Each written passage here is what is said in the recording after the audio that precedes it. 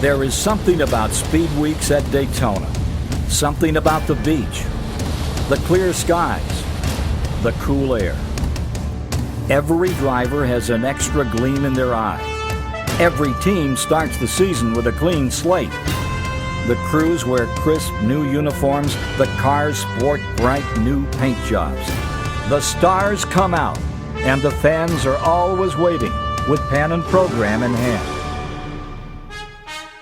When the curtain rose on the 2002 edition of Speed Weeks, many people saw it as a chance to start over, a chance not to forget the tragedies of 2001, but rather to learn from them and grow, a chance to honor those lost with a deeper appreciation for who they were and how they might make the world a better place to live and race.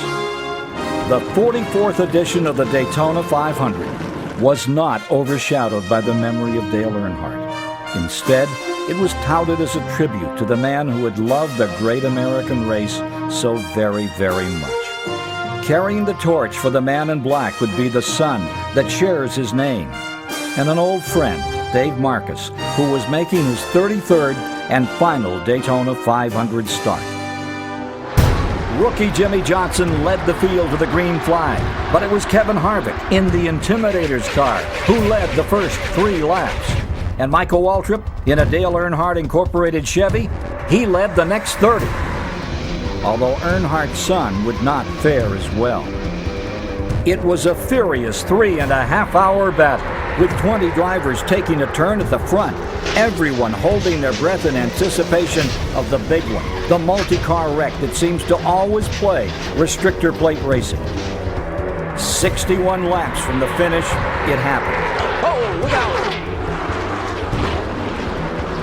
21 cars were suddenly out of contention, including Harvick, Johnson, Ken Schrader, and Ricky Rudd. The race was now in the hands of a pair of 2-time 500 winners, leader Jeff Gordon, second place Sterling Marlin. During a single-file restart with only 6 laps remaining, Marlin made his move. Oh, Jeff Gordon spinning down the inside. The red flag quickly came out to try and preserve a green flag finish, and the leaders were parked to wait out the track cleanup effort. That's when Sterling Marlin decided to open up his own personal body shop on the Daytona backstretch. Sterling Marlin is jumping out of his car. He's going around to look at the right front fender. But, he can't do that. Marlin was penalized for working on his car under the red flag and dropped to the tail end of the lead lap. He had to settle for an 8th place finish. The new leader was Ward Burton, but Burton would have to hold off fellow Virginian Elliott Sadler and 1986 Daytona 500 winner Jeffrey Bodine over 3 frantic final laps. Checker flag is up, and Ward Burton is going to win the 44th Daytona 500. Burton's efforts resulted in the biggest win of his 9-year Winston Cup career, a check for nearly $1.5 million, and his name on the most coveted race winners trophy in NASCAR. A trip to Rockingham in the Sand Hills of North Carolina means one thing, and one thing only: getting down to business. 1 week removed from the glitz, the glamour of Daytona, Rockingham is a chilly reminder of the long season that lies ahead and the marathon of a point chase. Every driver knows that 2 bad runs in the first 2 races could quickly leave would-be title contenders on the outside looking in. Trouble on the leader, Dale Jarrett. One outside. Is up in smoke. Caution is on the speedway. They're low. The blue up.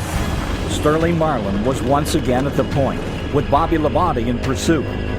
Matt Kenseth had ridden near the front all day. With 6 laps to go, he sensed that it was time to make his move. Kenseth whipped his Taurus below Bobby Labonte into second, then drove even lower to challenge Sterling Marlin for the lead. As he pulled alongside the Coors Dodge, the former Rookie of the Year got a little help from the Rock itself. Here comes Kenseth. Marlin's slip rewarded Kenseth's bold move, and it put the Wisconsin kid back in victory lane for the first time in nearly 2 years. In Sin City, everyone knows the odds are either with you or very much against you. On a blustery March day in Nevada's high desert, Lady Luck finally decided to go dancing with Sterling Marlin. Nearing the halfway point of the 400-mile race, Marlin spun off turn 4. He made a trip to the pits to check on his Dodge Intrepid, and he broke the pit road speed limit in the process. But missed communication between NASCAR officials saved the Chip Ganassi team from the 15-second penalty. Sensing a second light, Sterling rolled the dice and started reeling in the competition. Sterling Marlin brings the Coors Light Dodge across the line for his ninth Winston Cup victory. The win marked Marlin's third top 10 finish in as many races. The season's early championship favorite had officially made his presence known. Very quietly, a movement was beginning to stir in the Winston Cup garage. A youth movement. The 30 and under set, scattered throughout the top 15 in points. The so-called young guns were led by a pair of rookies that raced like anything but rookies. Ryan Newman set second in points, only 74 markers behind leader Marlin. Jeff Gordon's young protege, Jimmy Johnson, won the pole at Daytona and finished sixth at Las Vegas. It became obvious early that this young pair of racers far exceeded the dates on their birth certificates. We started this year and approached this year as we were capable of winning the championship, capable of running in the top 10 in points and winning races and sitting on poles. And that's how we entered this year, and to this date it's got us second in points. Someday I'm not going to be young, and I might have a different view then. But I think that there's a lot working in young drivers' directions these days. There's been a lot of young guys paving the road for us, other guys that are coming along to be in this first-class equipment, be in these great rides in the Winston Cup Series. And I'm thankful for Dale Jr., Matt Kenseth, and Tony Stewart, and all those guys that came onto the scene and really showed what some youth can do in one of these race cars. At the Atlanta Motor Speedway, youth was served. 46-year-old pole sitter Bill Elliott, the oldest driver in the field, was quickly overtaken by Newman. Of the race's 325 laps, only 4 were led by drivers over 31 years of age. Trouble on pit road. Bobby Labonte's car was hit and turned around. As veterans fell by the wayside, Matt Kenseth, Kurt Busch, Tony Stewart, and Dale Earnhardt Jr. traded the top spot over and over again. Stewart's move around Ward Burton with 22 laps to go set a new race record of 34 lead changes, and the dirt track legend never looked back. At Daytona, Stewart had finished dead last, completing only 3 laps. Just 4 weeks later, he was back in victory lane.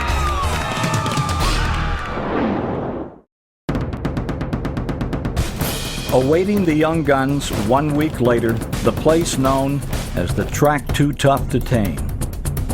Since 1950, the Darlington Raceway has earned its reputation as a monster that chews up racing's best and sends them home humbled. Only 5 races into the season, it was becoming obvious that there would be no time for mistakes, no time for a lapse in concentration. Losing focus for even 1 second could result in a Darlington stripe and a tumble in the standings. A good day at Darlington is to survive. A great day is what NASCAR legends are forged upon. Just race the track, and you got to here. If you get caught up really trying to race somebody, you'll be winding the fence. And just race this track, and she'll be good to you. Steve Park made his return to the number 1 Chevy for the first time in 7 months and led 19 laps early. Marlin began the race at the rear of the field after changing engines in the Saturday practice. But by the halfway point, he had his Dodge in 3rd place, hot on the heels of Jeff Gordon's Chevy. Tony Stewart rode at the point until the Lady in Black decided to intervene. A ferocious crash in the back straightaway coming off turn number 2. Stewart was airlifted from the track. He was sore, but okay. Gordon brushed Stewart's car and fell out of contention during repairs. Marlin found himself in the lead once again and outpaced Elliott Sadler for his second win in 5 races. After Darlington came a visit to Thunder Valley, Tennessee. The Bristol Motor Speedway, the traditional first short track visit of the season, a place that requires 3 days of total, unwavering focus for both driver and crew. I've done a good job in short tracks in the past, but I've learned to really like them, and I know the feel I want out of the car. And when I can get that feel, then I'm ready to rock and roll and win that race. I just love Bristol. It's a real high bank racetrack. It's got a lot of G-forces in the corner. I've won there 9 times. It's one of my favorite places, and so probably one of the biggest secrets of Bristol for me is that I love it. Hot tempers and short fuses are always the order of the day at Bristol, and there was plenty of emotion after Saturday's Busch Series event. After a stern talking to from the NASCAR brass, it was time to rock and roll. Pull them belts real tight, buddy. We going for a ride. 16 seconds a lap. Get ready to take a deep breath. I'm taking the green flag. Go, go, go. Green, green, green. Buckety, buckety, buckety. And let me down in front of you, JP. Thank you. Still nursing back pain from Darlington, Tony Stewart led 73 laps, but was forced to surrender his seat mid-race. Super Sub Todd Bodine rallied the 20 car to a 15th place finish. Dale Earnhardt Jr. led nearly half the event, but was done in by pit strategy, and 4-time winner Jeff Gordon simply spun out on his own. Jimmy Spencer, seeking his first win in nearly 8 years, took the lead from 23-year-old Kurt Busch on lap 444 in turn 4. But Busch came right back with a Spencer-like move of his own. Whoa, he hit him. Busch got under him and muscled Jimmy Spencer. You don't see that often. It was the first win for Roush Racing's youngest driver and the 5th different winner in 6 races. This is what it's all about. Just racing hard, racing smart, having a good car, and being there at the end of the race. You never expect to win at Bristol, you just expect to survive. While Busch celebrated, a new Winston Cup rivalry was born, and revenge was all but promised. Got railroaded out of the lead, you just got smashed 2 in the back bumper. I mean, it's evident on tape, I'm sure they got it. Shouldn't race that way, but he won it. I just don't forget, that's all. Meanwhile, Robbie Gordon took exception to a similar shot from Earnhardt Jr. and took time to express his feelings on pit road. Well, he wouldn't move over. He was a moving chicane the whole race, so we had to deal with him at the end. Junior came in and tried to run me into the pit lane wall, so I hit him back, I don't know what his problem is. I mean, that's twice today. He hit me 2 times before I got him, so it's what you call racing. As spring began, it was time to head west for a visit to a crown jewel in the Lone Star State, the Texas Motor Speedway. It was the time of the season where teams either start clicking or they start to fall apart. With 500 miles of racing and a newly paved racetrack, the teams who had developed that chemistry would own a back-breaking advantage over the teams who had not. Usually when stuff doesn't go right, either the driver goes or the crew chief goes, which is a normal procedure in Winston Cup racing. As a team, you look at everyone individually and you know that everyone is giving 100%, and that's really all you can do is your absolute best. 2 days of rain moved the Texas Scramble to Monday morning, where once again Bill Elliott was on the pole. Matt Kenseth started the day in the rear of the field, but patiently and methodically clawed his way toward the front under the watchful eye of owner Jack Roush. To be honest, real disappointed, real disappointed, and I was real worried about starting in the back here. This is, if I had to pick out a few tracks, I would not want to start in the back. This I thought would have been one of them, but the track got pretty wide, and we were able to pass the cars like we needed to. Dale Jarrett's blistering early pace had whittled the number of cars on the lead lap to an exclusive club of 15, including Kenseth. Dale Jarrett was real fast. There was a lot of green flag running. There was times where I was entering turn 1 and he was at the start-finish line. He was getting pretty close to putting me away, and I was back there trying to pass cars. So, with air off the nose and running in traffic, I was running, a good bit slower than he was until I got out and open. So we weren't that far away from being lapped.